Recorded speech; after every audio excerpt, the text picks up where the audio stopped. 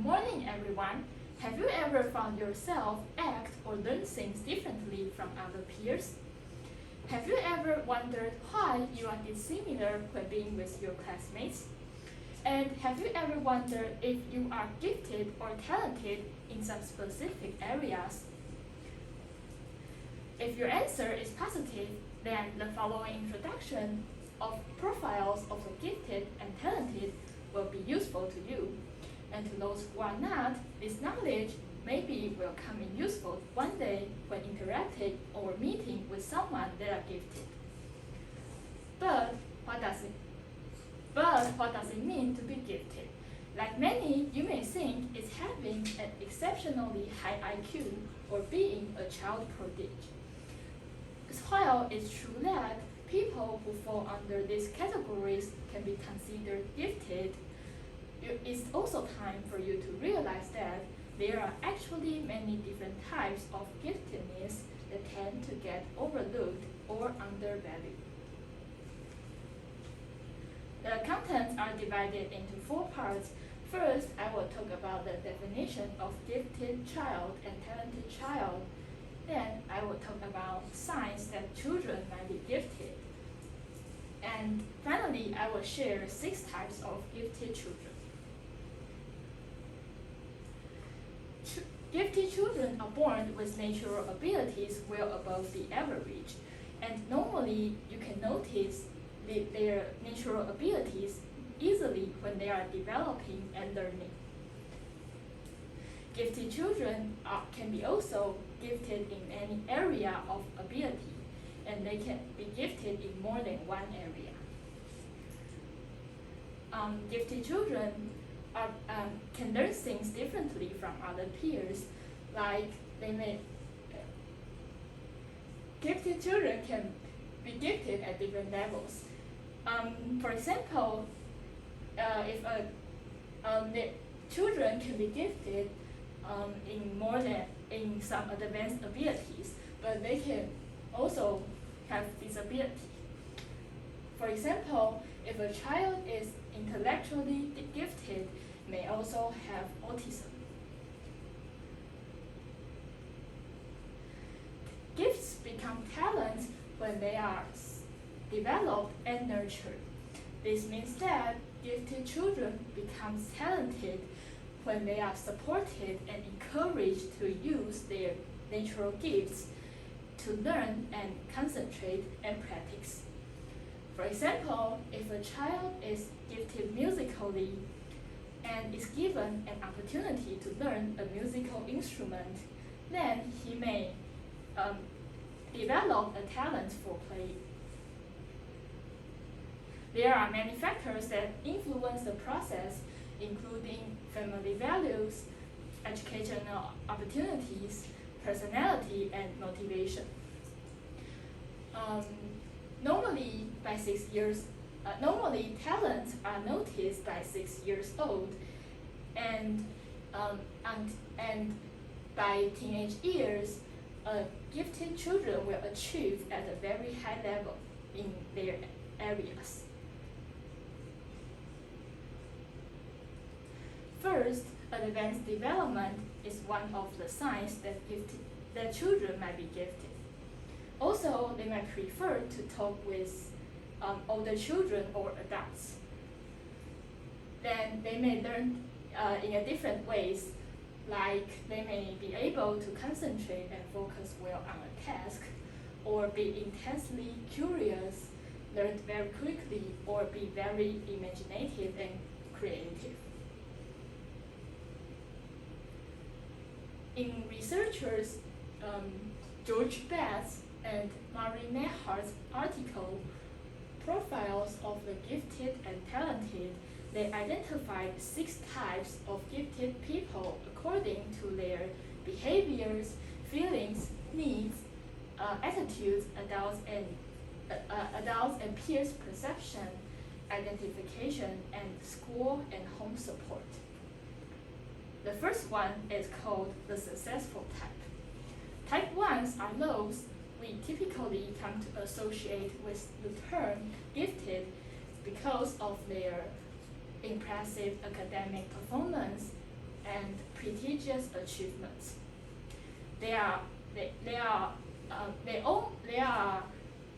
Become motivated because they become motivated to excel because of the high expectations from their parents and teachers. But they may become bored with school and lose the passion for learning because they think their giftedness has become their all identity. This happens when teachers and parents focus too much on developing their intelligence and talents, but stunt their personal or emotional growth. And finally, make them competent, but unimaginative and ill-adjusted. Then we have the challenging type. Type 2s are always unafraid of challenging others and questioning authority. Since they are highly creative, tenacious, and unconventional, Type 2s tend to think outside the box, but it makes them much difficult to get along with due to their disruptive and non-conforming actions. Since they hardly receive recognition for their giftedness, they often feel frustrated with the school settings because they stifles their creativity and overlooks their ability. If there's not a good support system, they may develop delinquent behaviors. Then the third one is underground type. It refers to those gifted individuals who have it refers to those individuals who want to try to hide their giftedness from others. It may be because they want to feel more included in their peer groups, or feel too much pressure to excel, or dislike the scrutiny and attention that giftedness often brings. Those who don't manifest their giftedness until late childhood tend to fall under these categories, because that is the age when the desire for belongingness and social approval starts to intensify. As a result of denying their capabilities, they tend to end up feeling insecure and anxious. So it's important to give them lots of understanding and support, not only from their teachers and parents, but also from their peers.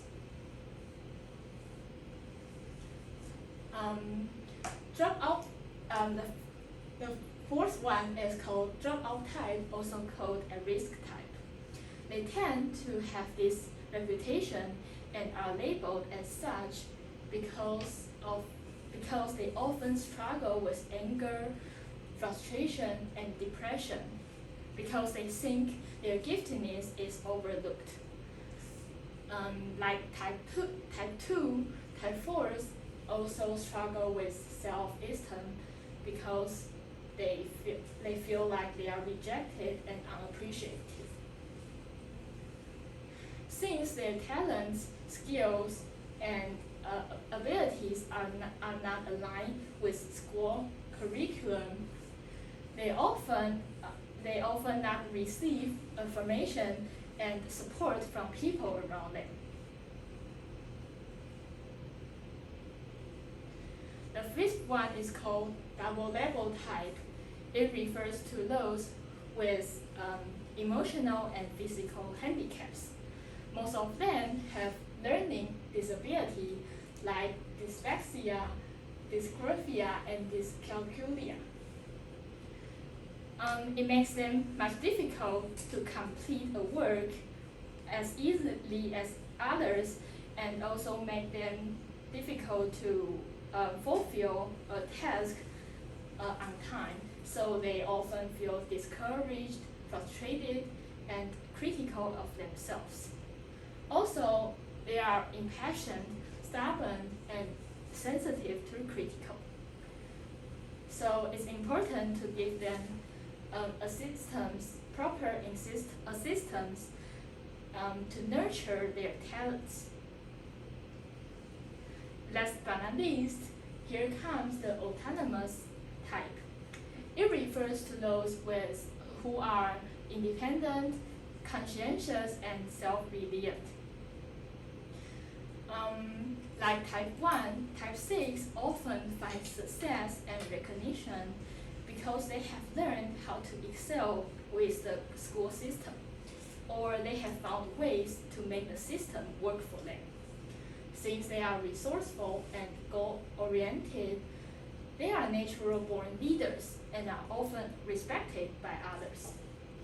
And unlike other types, type 6 often are aware that they are gifted. Due to their strong personal sense, they never work hard to impress others, gain approval, or try to fit in their peer groups. The profiles of gifted and talented is a starting point for those who want to have greater awareness or have more insight into themselves. The application of the approach provides deeper and greater awareness and understanding of our own gifted and talented. So, which type do you think you relate to the most? Do you relate to more than one type? Yes. That's all from me. Thank you.